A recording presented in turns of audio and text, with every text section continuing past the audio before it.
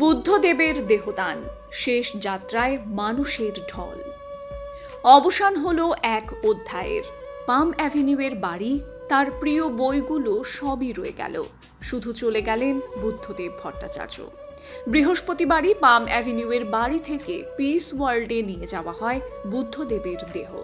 শুক্রবার সকাল 11টায় সেখান থেকে তার মরদেহ নিয়ে যাওয়া হয় রাজ্য বিধানসভায়। বিধানসভায় মরদেহ রাখা হয় বেলা 11:30 পর্যন্ত। সেখান থেকে বেলা 12টা নাগাদ দেহ নিয়ে যাওয়া হয় সিপিএমের রাজ্য দফতর আলিমুদ্দিন স্ট্রিটে। এই বাড়িটার সঙ্গে বুদ্ধদেব ভট্টাচার্য বহুদিন ধরে একাত্ম হয়েছিলেন।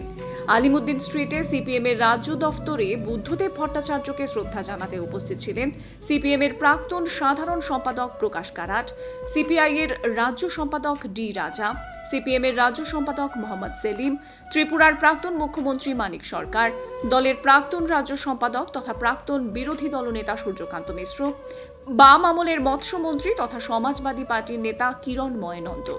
শ্রদ্ধা জানান কেরল, তামিলনাড়ু, অন্ধ্রপ্রদেশ সহ একাধিক রাজ্যের বাম নেতাকর্মীরা। প্রয়াত বুদ্ধদেব ভট্টাচার্যের স্ত্রী মীরা ভট্টাচার্যকে চিঠি দিয়ে শোক প্রকাশ করেছেন লোকসভার বিরোধী দলনেতা রাহুল গান্ধী। এদিন শ্রদ্ধা জানাতে ভিড় করেন বাম কর্মী সমর্থকরা। লম্বা লাইন পড়ে সাধারণ মানুষের। আলিমুদ্দিন থেকে 3:30টার সময় রওনা দেয় সববাহী শকট। এরপর ডিওয়াইএফআই দপ্তরে পৌঁছলেও থেকে ভিড়ে দীনেশ মজুমদার ভবনে দেহ নামানোই যায়নি। কিছুক্ষণ সেখানে দাঁড়ানোর পর ভিড় ঠেলে ফের এগোয় সববাহী শকট। কাতারে কাতারে মানুষের ভিড়ের মধ্যে দিয়েই দেহ নিয়ে যাওয়া হয় শিয়ালদহের এনআরএস হাসপাতালে। বিকেল 5টায় বুদ্ধদেবের দেহ নিয়ে সববাহী শকট হাসপাতালে পৌঁছয়। সেখানেই তার দেহ দান করা হয়েছে।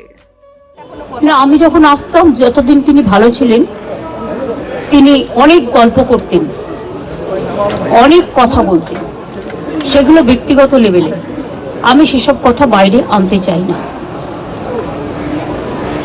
আমার সাথে দেখা হয়েছে সিঙ্গুর আন্দোলনের পরে, গোপাল গান্ধী যখন গভর্নর ছিলেন, একটা সুন্দর পরিবেশে আলোচনা হচ্ছিল।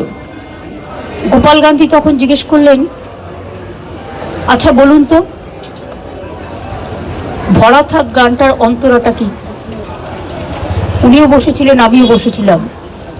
আমি তখন বলেছিলাম, যে পথে যেতে হবে সে পথে তুমি একা, নয়নে আধার রবে, ধ্যানে আলোক রেখা। এই ঘটনাগুলো আমার মনে পড়ে।